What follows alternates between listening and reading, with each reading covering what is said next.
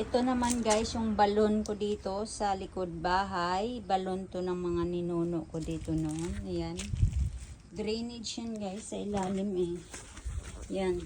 May drainage, baka may ahas dyan. Kasi dati, may nakita ako dito na balat ng ahas guys. Nag-change ng ano yung ahas, skin.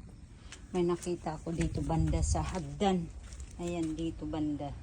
Dati, so kaya baka may ahas yan nakatira dito, nakatago lang sa mga butas. Ayan.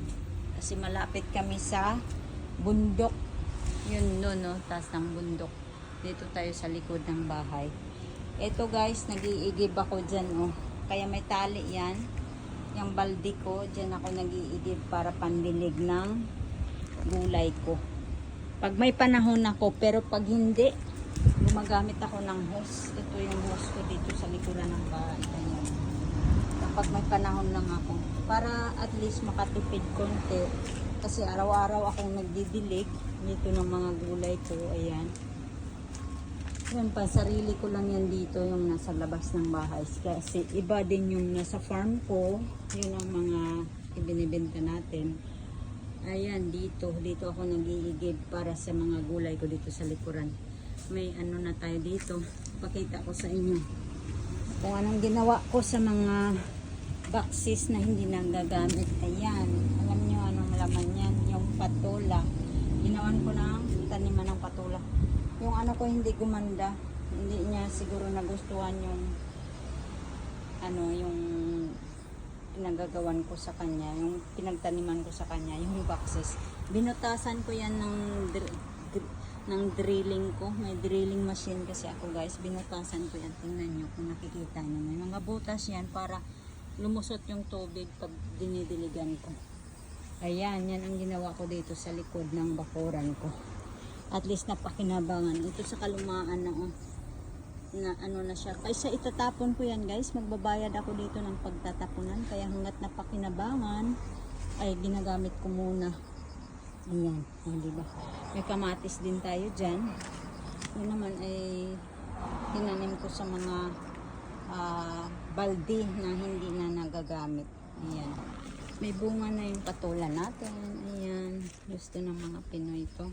Nakabintan na rin ako dito. Ayan. Marami na siyang bunga. Late pala mamunga. Kala ko noon bulaklak lang ng bulaklak. Kala ko walang bunga. Yung pala late pala mamunga yung patula. So ito yung mga gulay natin dito sa likuran. Ayan. Kaya magdidilig ako guys dito. Papakita ko sa inyo paano ako magdilig.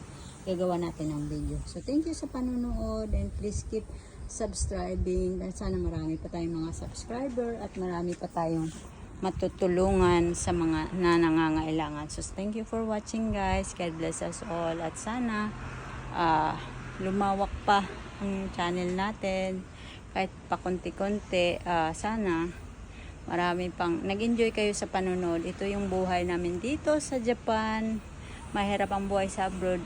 Kung hindi ka magsikap, walang pera. Kaya magsikap lang tayo kahit saan man tayong bansa nakatira. Kailangan lang talaga sikap. Pawis na ako dahil sobrang init. Nagpunta ako doon sa main na gulayan ko para magdilig ng bulaklak at ay ng gulay at saka mamitas na rin ng mga gulay para i-deliver natin next Sunday. So thank you everyone for watching and please subscribe. Please share a video at sana marami pang makapag-subscribe para naman mapalawak pa natin ang ating mga